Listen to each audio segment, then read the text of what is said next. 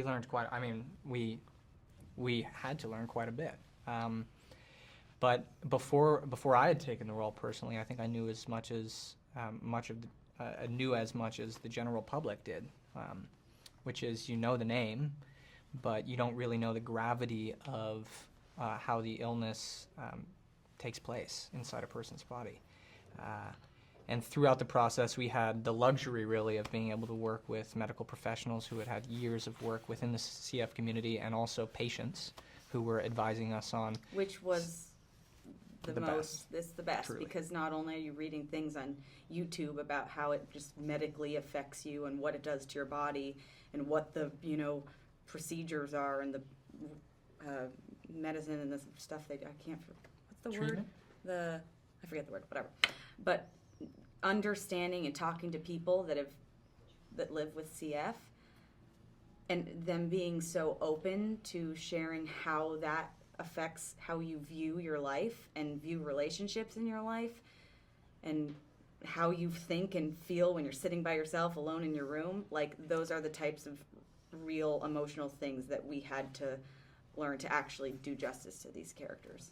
I think the movie is really a question about the nature of love and social formation without touch. I think that's really the bigger abstract. So poetic.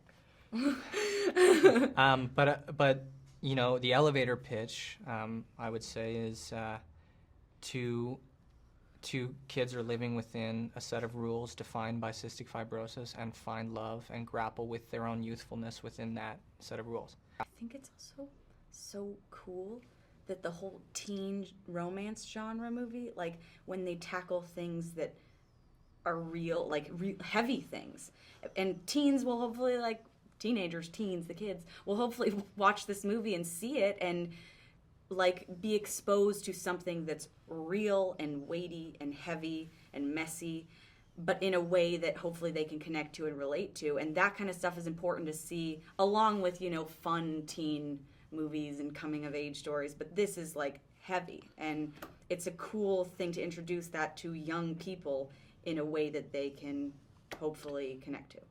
My takeaway from working on the movie, I think, is what I would want to be reflected in the movie itself, and then people to, see and experience and take away. And I think that was just, there's a line in the movie that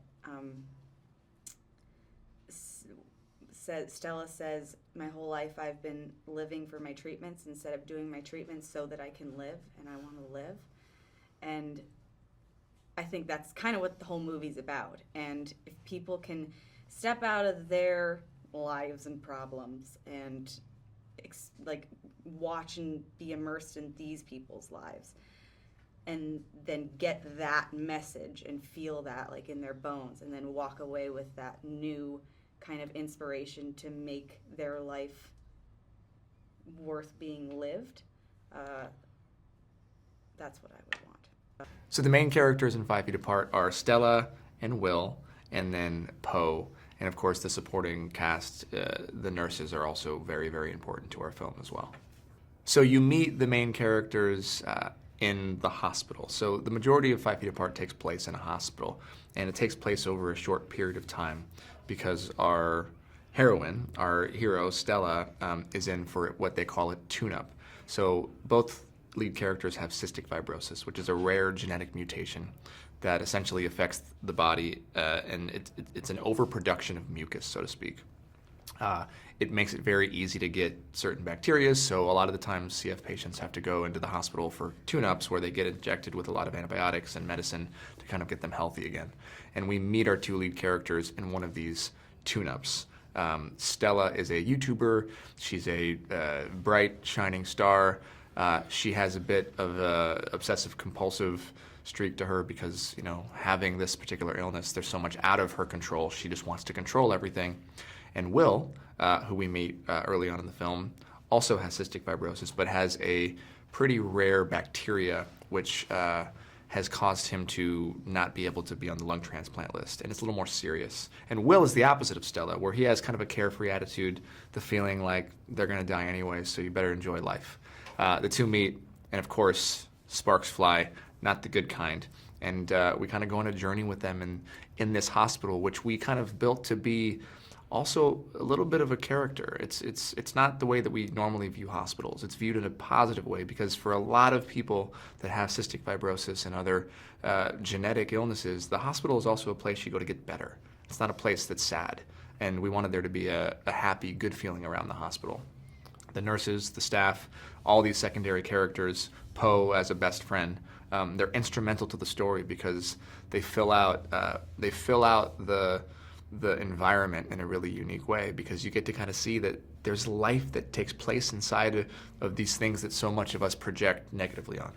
We swipe for love now, which isn't necessarily a bad thing, but there's this plethora of options on the table for everything, including love and friendships. And for some reason, if something doesn't work or if it's too hard, we're now more prone as a culture to give up. And I wanted to create a film that kind of inspired people to fight for the things that matter, and to fight for love, to fight for relationships, to not give up, and that there can also be beauty in the struggle, and there can be a connection in the adversity, and that just because someone maybe is sick or it doesn't look the way that life doesn't look the way that you want it to, doesn't mean that it's any less beautiful.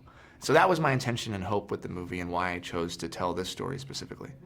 I'd say 5 Feet Apart is a romantic drama about two incredible young people that meet in a hospital. They both have cystic fibrosis, and the very illness that should bring them together is what keeps them apart.